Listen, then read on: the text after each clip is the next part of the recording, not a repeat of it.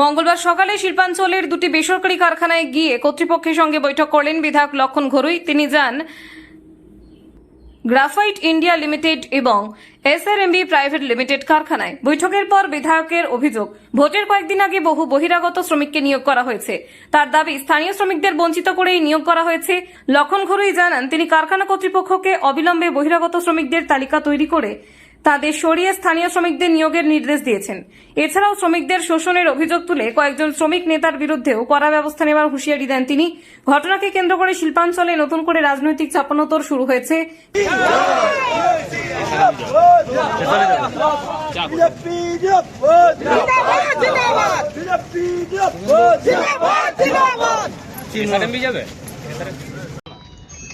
হওয়ার কিছু নেই, বাংলার সরকার পরিবর্তন হয়েছে, জনগণের আশীর্বাদ নিয়ে, শ্রমিকদের আশীর্বাদ নিয়ে পড়ে আমরা আজকে কার্ডসিভিটি করতে এসেছিলাম গ্রাফাইট এবং এসআরএমবি দুটি কারখানাতে। সেখানে আমরা দেখতে পাচ্ছি যেভাবে নির্বাচনের আগে গ্রাফাইট থেকে শুরু করে সারা দুর্গাপুরে যেভাবে ইলেকশন ভোট জেতার জন্য ঠিক এক মাস আগে, কেউ 20 দিন আগে, কেউ 25 দিন আগে পুরো এলাকা যেখানে ডিস্টার্ব ছিল ভোটকে জেতার জন্য মানুষকে ঢুকিয়ে দিয়েছে কাজের জন্য। অথচ 5 বছর আমি এমএলএ আছি, এই এলাকার একজন বিজেপি কর্মীকে নেওয়া হয়নি। বাবা চিঠি করেছি, নেওয়া হয়নি। নির্বাচনের আগে 150, 200, 150 যা আছে ওকে ঢোকানো হয়েছে। পরিষ্কার বার্তা বলে এসছে এখানে, নীল সাদা রঙকে প্রথমে মুছে ফেলুন, নাম্বার 1। নাম্বার 2, ভেতরে কারখানার মধ্যে কোনো ইউনিয়ন অফিস চলবে না, মুখ্যমন্ত্রী বলে গেছেন আমাদের দুর্গাপুরে, সেটা ক্লিয়ার করলাম। 3 নম্বর হচ্ছে, এখানে অবৈধভাবে তৃণমূলের গুন্ডারা না কাজ করে মাইনে নেয়, সেটা চলবে না। সময় আসতে হবে, সময় যেতে হবে, ওয়ার্ক কালচার ফিরিয়ে আনতে হবে, সেই কাজটা বাংলায় নেই, সেটা করতে হবে। এবং নির্বাচনে 15 দিন 20 দিন আগে যারা ঢুকেছেন ইমিডিয়েট চিহ্নিত করে সেই বার করার কাজ করতে হবে। কারণ দুর্গাপুরের এই এলাকার গ্রাফাইট এলাকার যারা বেকার যুবক, তৃণমূল করে, কেউ সিপিএম করে, কেউ কংগ্রেস করে, কেউ কাজের প্রয়োজন, তারা কাজ পাচ্ছে না। আর তৃণমূল কংগ্রেস টাকার বিনিময়ে ভোটে জেতার জন্য বাদ থেকে লোকে নিয়োগ করা হয়েছে। ডিএসপিতে হয়েছে, গ্রাফাইট হয়েছে, আরও হয়েছে। ক্লিয়ার বলে এসছি, তাদের নামের লিস্ট জমা করুন। যারা 20 জায়গায় ঢুকেছে, বুঝতাম আমার লোকের প্রয়োজন ছিল, 6 মাস আগে ঢোকান, 3 মাস আগে করতেন, কিছু বলতাম না। ঠিক নির্বাচনের আগে ভোটকে প্রভাবিত করার জন্য, এলাকায় গুন্ডাগার্দি করার জন্য, ভোটকে লুট করার জন্য, ভোটকে জেতানোর জন্য যে কাজ করেছেন ইমিডিয়েট তাদের বের করতে হবে। কতজন আছে? প্রায় সংখ্যা হিসাব নেই, গ্রাফাইটে প্রায় 250, ডিএসপিতে প্রায় কয়েকশো, সারা দুর্গা আরও 50, 20, 30 আছে।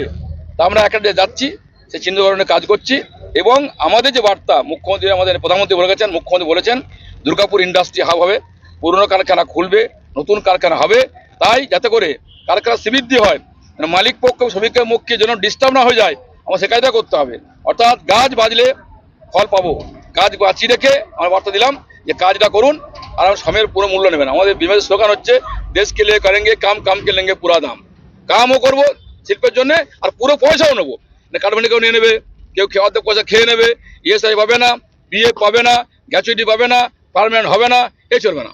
ক্লিয়ার বলে গেলাম, সে কাজের জন্য আমরা এসেছিলাম। তখন ইলেকশনের আগে আপনি এখানে যখন মিটিং করেছিলেন এবং একতরফাভাবে তৃণমূল লোক নিয়োগ করছিল, তখন আপনি রঞ্জন আলীর বিরুদ্ধে ইডি এবং সিবিআই তদন্তের কথা বলেছিলেন। সেই বিষয়ে কি আবার কি চিঠি করবেন? না, সারা বাংলাতে মোদীজি বলে গেছেন সবকা সাথ, সবকা বিকাশ, সবকা বিশ্বাস, সবকা হিসাব।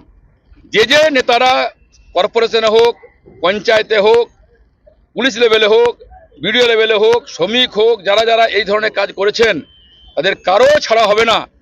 সন্দীপ ঘোষ হত্যাকারী, তারও রেহাই পাবে না। যারা হত্যা করেছেন, গুলি করে খুন করেছেন, তারা রেহাই পাবে না। কারখানায় যারা শ্রমিক বসে লুট করেছেন, শ্রমিকের শ্রম চুরি করেছেন, তারা রেহাই পাবে না। এই আমজাদ আলী বলুন, জিয়ালি বলুন, তাদের পূর্ণাঙ্গ তদন্ত হবে। দোষী প্রমাণিত হলে জেলে বাস করতে হবে, কারো রেহাই নেই।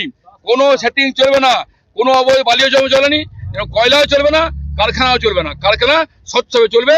আর এরকম যারা নেতারা আছেন, দুষ্কৃতী যারা আছেন, ইডি সিবিআই তদন্ত করে তাদের মধ্য দিয়ে অন্যায় করলে পরে জেলে যেতে হবে, এই ব্যবস্থা পরিষ্কার বলে দিচ্ছেন।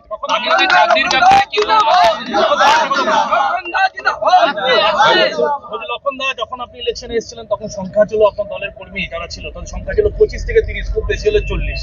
90 যারা তৃণমূল, যারা এখন বিজেপি সাথে তারা ঢুকে পড়েছে এবং তারা দলের বলছে আমরাই সব কিছু।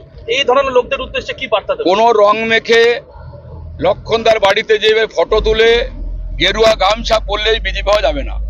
বিজেপি করতে গেলে বুথ প্রেসিডেন্টের পেছনে 4 বছর ঘুরতে হবে, তবে তারা বিজেপি হবেন।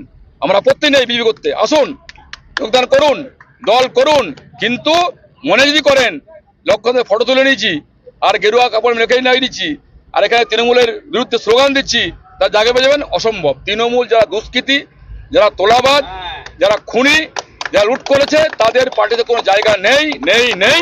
যারা ভালো লোক সমাজে আছে, তৃণমূল করেন এমন ভালো লোক আছে, সিপিএম এমন ভালো লোক আছে, সে ভালো লোককে চিহ্নিত করে আমরা আস্তে আস্তে নিয়ে আসবো এবং পেছনের সাথে হাঁটবে। ভালো কাজ করলে আস্তে আস্তে আমরা প্রমোশন দেবো। অর্থাৎ এই মুহূর্তে যে টিম পার্টিতে আছে সেই টিমই জিতাইছে, তারা আগামী দিনে থাকবে, এটা পরিষ্কার বলে দিচ্ছি। তৃণমূলের আমলে এখানে স্থানীয় যারা, তারা নিজেদেরকে তৃণমূল বলে দাবি করতো, অথচ তারা বহিরাগতরা চাকরি পাচ্ছে বলে তারা বারবার এখানে ধর্ণা দিয়েছে, বিক্ষোভ করেছে। তাদের উদ্দেশ্যে কি কোনো বার্তা দেবেন? স্থানীয় 2 দিন আগে বলেছি, মলয় বাবু, নরেন বাবু, প্রদীপ বাবু, বাঁকুড়া অরূপ চক্রবর্তী, বাঁকুড়া, আসানসোল, পাণ্ডবেশ্বর থেকে আমাদের কি বলে গ্রাফাইট, এসআরএমবি, আমাদের ডিএসপি, ডিবিসি সর্বত্র হবে টাকার বিনিময়ে লোক ঢুকেছেন। আমি পরিষ্কার বলছি, দুর্গাপুরে বেকার যুবক চাকরি পাবে না, আর পাণ্ডবেশ্বরে মলয়বাবু নয়নবাবু লোক ঢুকাবেন, এই কাজ আমি মেনে নেব না।